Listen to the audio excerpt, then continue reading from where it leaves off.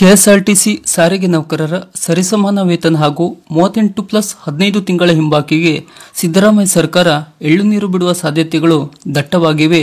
ಈಗ ಬಂದಿರುವ ಈ ಕೆಲವೊಂದು ವರದಿ ಅನ್ವಯ. ಆದರೆ ಒಂದೆಡೆ ಸಾರಿಗೆ ಸಚಿವರು 7ನೇ ವೇತನ ಜಾರಿಗೆ ತಂದೇ ತರುತ್ತೇವೆ ಎಂದು ಸಾರಿಗೆ ನೌಕರರಿಗೆ ಮತ್ತು ನೌಕರರ ಸಂಘಟನೆಗಳಿಗೆ ಭರವಸೆ ನೀಡಿ ನೌಕರರನ್ನು ಸಮಾಧಾನಗೊಳಿಸುತ್ತಿದ್ದರೆ, ಇತ್ತ ಸಿಎಂ ಸಾರಿಗೆ ಇಲಾಖೆ 5,000 ಕೋಟಿಗೂ ಅಧಿಕ ನಷ್ಟದ ಹೊರೆ ಎದುರಿಸುತ್ತಿದೆ. ಇಂಥ ಸಮಯದಲ್ಲಿ ಹಿಂಬಾಕಿ ಪಾವತಿ ಹಾಗೂ ವೇತನ ಪರಿಷ್ಕರಣೆ ಅಸಾಧ್ಯವೆನ್ನುತ್ತಿದ್ದಾರೆ. ಹೌದು, ವೇತನ ಪರಿಷ್ಕರಣೆ ಹಾಗೂ ಹಿಂಬಾಕಿ ನಿವೃತ್ತಿ ನೌಕರರ ಬಾಕಿ ಸೇರಿದಂತೆ ವಿವಿಧ ಬೇಡಿಕೆಗಳಿಗೆ ಒತ್ತಾಯಿಸಿ ಈ ಹಿಂದೆ ಅಂದರೆ ಡಿಸೆಂಬರ್ 31ರಿಂದ ಸಾರಿಗೆ ನೌಕರರು KSRTC staff and worker federation ಅಧ್ಯಕ್ಷ ಎಚ್.ವಿ. ಅನಂತ ಸುಬ್ಬರಾವ್ ನೇತೃತ್ವದಲ್ಲಿ ಅನಿರ್ದಿಷ್ಟಾವಧಿ ಮುಷ್ಕರಕ್ಕೆ ಕರೆ ನೀಡಲು ಮುಂದಾಗಿದ್ದರು. ಆಗ ಮಧ್ಯಪ್ರವೇಶಿಸಿದ ಸಾರಿಗೆ ಸಚಿವ ರಾಮಲಿಂಗಾರೆಡ್ಡಿ ಸಂಕ್ರಾಂತಿ ಅನಂತರ ಮುಖ್ಯಮಂತ್ರಿಯೊಂದಿಗೆ ಸಭೆ ಏರ್ಪಡಿಸಿ ಸಮಸ್ಯೆ ಬಗೆಹರಿಸುವುದಾಗಿ ಭರವಸೆ ನೀಡಿದ್ದರು. ಈ ಹಿನ್ನೆಲೆಯಲ್ಲಿ ಮುಷ್ಕರ ಮುಂದೂಡಲಾಗಿತ್ತು. ಇದರೊಂದಿಗೆ ತಮಗೆ ಎಳ್ಳು ಬೆಲ್ಲ ಸಿಗಬಹುದು ಎಂಬ ನಿರೀಕ್ಷೆಯು ಸಾರಿಗೆ ನೌಕರರಲ್ಲಿ ಮೊಳಕೆ ಹೊಡೆದಿತ್ತು. ಆದರೆ ಸದ್ಯಕ್ಕೆ ಸಮಸ್ಯೆ ಬಗೆಹರಿಯುವ ಯಾವುದೇ ಯತ್ನಗಳು ಸರ್ಕಾರ ಹಂತದಲ್ಲಿ ನಡೆಯುತ್ತಿಲ್ಲ ಎನ್ನುತ್ತಿವೆ ಒಂದು ಮೂಲದ ಮಾಹಿತಿ. ಸಾರಿಗೆ ನೌಕರರ ವೇತನ ಪರಿಷ್ಕರಣೆ, ಬಾಕಿ ಸಾಲದ ಮರುಪಾವತಿಯಂತಹ ಕಾರಣಗಳನ್ನು ನೀಡಿ ಸರ್ಕಾರ ಈಗಾಗಲೇ ಬಸ್ ಪ್ರಯಾಣ ದರ ಹೆಚ್ಚಳ ಮಾಡಿದೆ.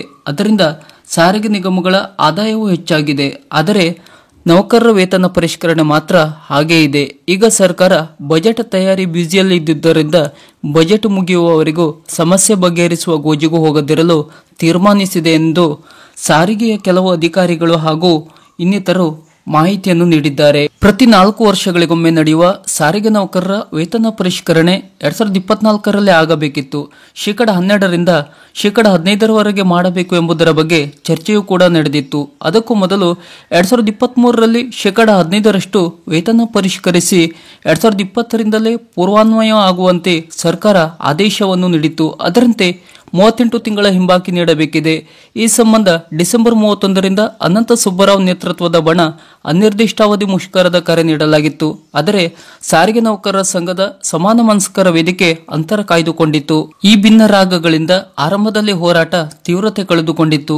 ಇದೆಲ್ಲದರ ನಡುವೆ ಸಾರಿಗೆ ನೌಕರರು ಸಂಕಷ್ಟಕ್ಕೆ ಸಿಲುಕಿದ್ದಾರೆ. ಈ ಹಿಂದೆ ಸಂಕ್ರಾಂತಿ ಅನಂತರ ಮುಖ್ಯಮಂತ್ರಿ ಜೊತೆ ಸಭೆ ಕರೆದು ಸಾರಿಗೆ ನೌಕರರ ಸಮಸ್ಯೆಗಳನ್ನು ಚರ್ಚಿಸಿ ಸೂಕ್ತ ಕ್ರಮ ಕೈಗೊಳ್ಳುವುದಾಗಿ ಭರವಸೆಯನ್ನು ನೀಡಲಾಗಿತ್ತು. ಆದರೆ ಬಜೆಟ್ ಪೂರ್ವ ಸಿದ್ಧತೆಗಳು ನಡೆದಿದ್ದು ಸಿಎಂ ಅದರ ಕಾರ್ಯದಲ್ಲಿ ನಿರತರಾಗಿದ್ದಾರೆ. ಹಾಗಾಗಿ ಈ ಹಂತದಲ್ಲಿ ಇದು ಕಷ್ಟ. ಬಜೆಟ್ ನಂತರ ಸಭೆ ಕರೆದು ಬಗೆಹರಿಸಲಾಗುವುದೆನ್ನುತ್ತಿದ್ದಾರೆ ಸಾರಿಗೆ ಸಚಿವರು. ಸ್ವತಃ ಲಿಖಿತವಾಗಿ ಸಿಎಂ ಭರವಸೆ ನೀಡಿದ್ದರೂ ಆ ಮಾತು ಉಳಿಸಿಕೊಳ್ಳಬೇಕಾದದ್ದು ಅವರ ಜವಾಬ್ದಾರಿಯಾಗಿತ್ತು. ಆದರೆ 1 ತಿಂಗಳಾದರೂ ಆ ನಿಟ್ಟಿನಲ್ಲಿ ಮೌನ ವಹಿಸುವುದು ಸರಿಯಲ್ಲ. ಈ ಮಧ್ಯೆ ಕೆಎಸ್ಆರ್ಟಿಸಿ ವ್ಯವಸ್ಥಾಪಕ ನಿರ್ದೇಶಕರು ದೀರ್ಘ ರಜೆಯಲ್ಲಿದ್ದು ಫೆಬ್ರವರಿ 20ರ ಅನಂತರ ಕರ್ತವ್ಯಕ್ಕೆ ಹಾಜರಾಗಲಿದ್ದಾರೆ. ಆಗ ಭೇಟಿಯಾಗಿ ಬೆಳವಣಿಗೆಗಳ ಮಾಹಿತಿ ಪಡೆಯಲಾಗುವುದು. ಬಳಿಕ ಮುಂದಿನ ಹೋರಾಟದ ಬಗ್ಗೆ ತೀರ್ಮಾನ ಕೈಗೊಳ್ಳಲಾಗುವುದು ಎಂದು ಅನಂತ ಸುಬ್ಬರಾವ್ ಅವರು ಮಾಹಿತಿಯನ್ನು ನೀಡಿದ್ದಾರೆ. ಪ್ರತಿ ಬಾರಿ ಸಾರಿಗೆ ನೌಕರರಿಗೆ ಯಾಕೆ ಈ ತರ ಸರ್ಕಾರ ಪ್ರತಿ ಬಾರಿ ಆಮರಿಸುತ್ತಿದೆ? ಸರ್ಕಾರಿ ನೌಕರರ ಬೇಡಿಕೆ ಏಕೆ ಬೇಗನೆ ಸ್ಪಂದನೆ ನೀಡುತ್ತಿದೆ? ಇದಕ್ಕೆ ಕಾರಣ ಒಗ್ಗಟ್ಟು. ಸರ್ಕಾರಿ ನೌಕರರಲ್ಲಿ ಹಲವು ಸಂಘಟನೆಗಳಿಲ್ಲ. ಇರುವ ಒಂದೆರಡು ಸಂಘಟನೆಯಲ್ಲಿ ಒಗ್ಗಟ್ಟಿದೆ. ಮೇಲ್ದರ್ಜೆಯ ಅಧಿಕಾರಿಗಳಿಂದ ಹಿಡಿದು ಎಲ್ಲಾ ವರ್ಗದ ನೌಕರರು ತಮ್ಮ ಬೇಡಿಕೆಗಾಗಿ ಒಕ್ಕೊರಲಿನಿಂದ ಹೋರಾಡುತ್ತಾರೆ.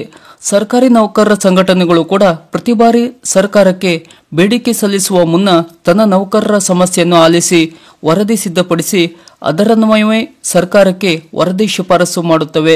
ಒಂದು ವೇಳೆ ಸರ್ಕಾರ ಇದಕ್ಕೆ ಸ್ಪಂದನೆ ನೀಡದಿದ್ದರೆ ಸಂಘಟನೆ ಮತ್ತೆ ಸರ್ಕಾರಿ ಎಲ್ಲಾ ನೌಕರರ ಜೊತೆ ಮುಂದಿನ ರೂಪರೇಷದ ಬಗ್ಗೆ ಚರ್ಚೆ ನಡೆಸಿ ಹೋರಾಟದ ಮೂಲಕ ತಮ್ಮ ಬೇಡಿಕೆ ಪೂರೈಸಿಕೊಳ್ಳಲು ತೀರ್ಮಾನಿಸುತ್ತವೆ ಮತ್ತು ಅದರಂತೆ ಸರ್ಕಾರಿ ಅಧಿಕಾರಿಗಳಿಂದ ಹಿಡಿದು ಎಲ್ಲ ನೌಕರರು ಬೆಂಬಲವನ್ನು ಸೂಚಿಸುತ್ತಾರೆ. ಹಾಗಾಗಿ ಸರ್ಕಾರಿ ನೌಕರರ ಬೇಡಿಕೆಗೆ ಸರ್ಕಾರ ಸ್ಪಂದನೆ ನೀಡೋದು, ಬೇಡಿಕೆಗೆ ಜಾರಿ ಆದೇಶಗೊಳಿಸುವುದು. ಆದರೆ ಸಾರಿಗೆ ನೌಕರರಲ್ಲಿ ಹೀಗಿಲ್ಲ. 10 ಸಂಘಟನೆ, ಅವರೊಳಗೆ ಪ್ರತಿಷ್ಠೆಯ ಒಳಜಗಳ. ಇತ್ತ ಸಾರಿಗೆ ಅಧಿಕಾರಿಗಳು ಒಂದು ಮುಖ ಮಾಡಿದರೆ ನೌಕರರು ಇನ್ನೊಂದು ಕಡೆ ಮುಖ ತಿರುಗಿಸುತ್ತಾರೆ. ಇತ್ತ ಸರ್ಕಾರಕ್ಕೆ ಬೇಡಿಕೆ ಸಲ್ಲಿಸುವ ವಿಚಾರದಲ್ಲೂ ಒಬ್ಬೊಬ್ಬರದು ಒಂದೊಂದು ರೀತಿಯ ಬೇಡಿಕೆ. ಇದರಿಂದ ಸರ್ಕಾರಕ್ಕೂ ಗೊಂದಲ, ಜೊತೆಗೆ ಒಂದು ರೀತಿಯ ಲಾಭದಾಯಕ. ಏಕೆಂದರೆ ಸಾರಿಗೆ ನೌಕರರ ಸಮಸ್ಯೆ ಜೀವಂತವಾಗಿರಿಸಿ ಪ್ರತಿ ಬಾರಿ ಚುನಾವಣೆಯಲ್ಲಿ ಭರವಸೆಯ ಆಶ್ವಾಸನೆ ನೀಡಿ ಅಧಿಕಾರಕ್ಕೆ ಬರಲು ಸಹಕಾರಿಯಾಗುತ್ತದೆ. ಅಧಿಕಾರಕ್ಕೆ ಬಂದ ಮೇಲೆ ಈ ಸಾರಿಗೆ ನೌಕರರಲ್ಲೇ ಒಗ್ಗಟ್ಟಿರುವುದಿಲ್ಲ. ಇನ್ನು ಇವರ ಬೇಡಿಕೆಗೆ ಮತ್ತೆ ಅದೇ ಭರವಸೆ ನೀಡಿ ಮುಂದೂಡುತ್ತಾ ಸಾಗುತ್ತವೆ. ಹಾಗಾಗಿ ಈ ಸಾರಿಗೆ ನೌಕರರ 7ನೇ ವೇತನ ಜಾರಿ ಬಿಡಿ ಹಿಂಬಾಕಿಯನ್ನು ಇನ್ನೂ ತನಕ ಪಡೆಯಲಾಗಲಿಲ್ಲ.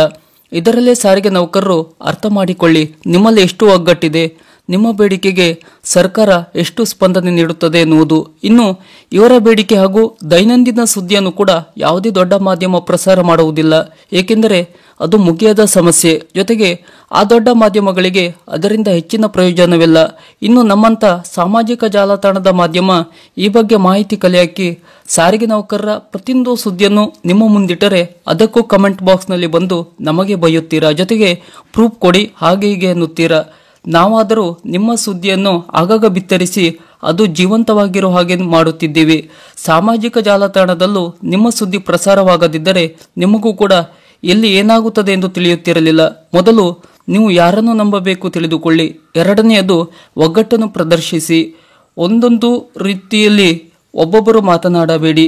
ಒಂದೆಡೆ ಕೂತು ಚರ್ಚಿಸಿ. ಮೊದಲು ನಿಮ್ಮ ಹಿಂಬಾಕಿ ವೇತನ ಪಡೆಯಿರಿ, ಆನಂತರ 7ನೇ ವೇತನಕ್ಕೆ ಪಟ್ಟು ಹಿಡಿಯಿರಿ. ಎಲ್ಲವೂ ಸಾಧ್ಯ, ಎಲ್ಲರಿಂದಲೂ ಸಾಧ್ಯ. ಏನಂತೀರಾ?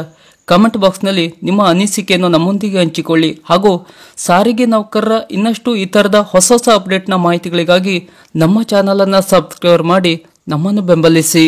ನಮಸ್ಕಾರ.